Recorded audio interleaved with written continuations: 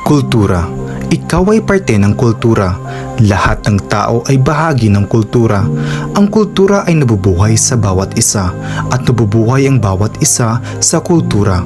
Ang kultura ay binibigyang kahulugan bilang ang paraan ng pamumuhay ng isa o grupo ng mga tao.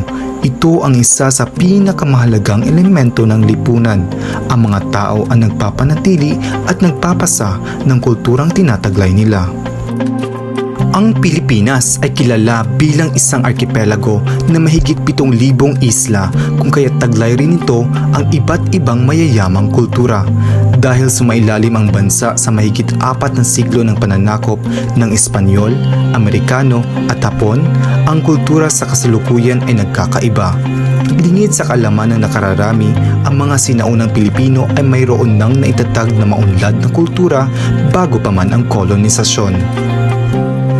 Bagamat ganap na malaya na ang bansa, ang umiiral na kultura ngayon ay naiimpluwensyahan pa rin ng mga dayuhan.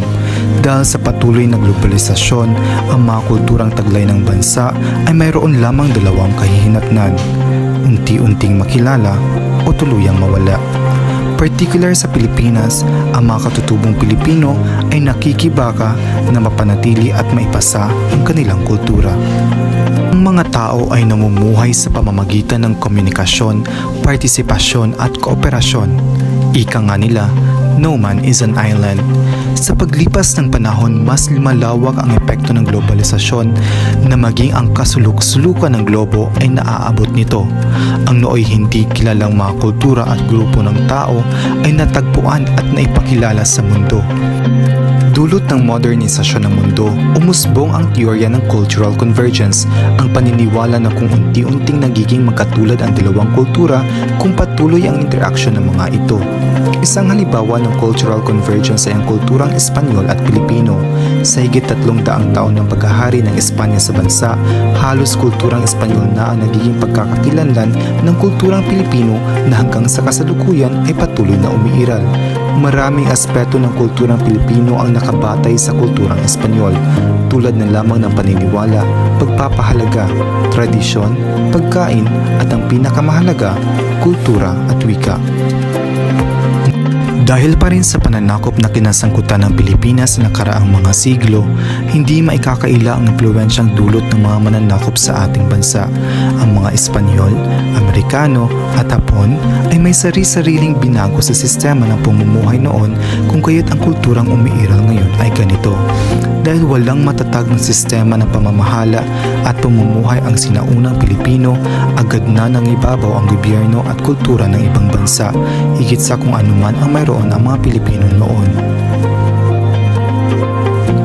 Tinatawag na cultural imperialism ang terminolohiyang tumutukoy sa pangingibabaw o pagiging dominant ng isang maimpluwensyang kultura sa isa o higit pang sinaunang kultura. Sa mas malawak na pananaw, ang ideyang ito ang tumutukoy sa mga polisiya at patakarang nagpipilit umangkop at sumunod sa mas nakakataas at makapangyarihang kultura. Sa kasalukuyang panahon, tuloy pa rin ang epekto ng globalisasyon sa pagbabago sa mga kulturang taglay ng Pilipinas.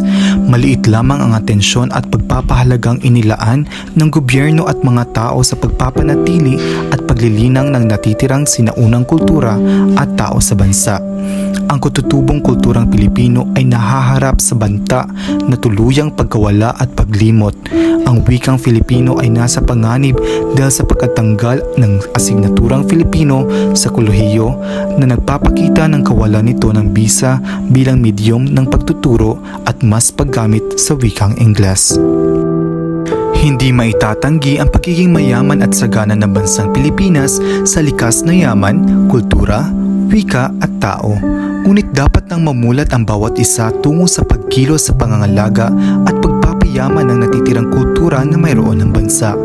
Dapat nang tigilan ang pagsasawalang bahala at kibo sa isyong kinahaharap ng kulturang Pilipino tulad ng cultural convergence at cultural imperialism. Kung hindi ngayon, kailan? Kung hindi ikaw, sino? Tama na ang ilang siglo ng pamumuhay sa kolonyal na mentalidad at simulan na ang pag-angkin ng sariling atin.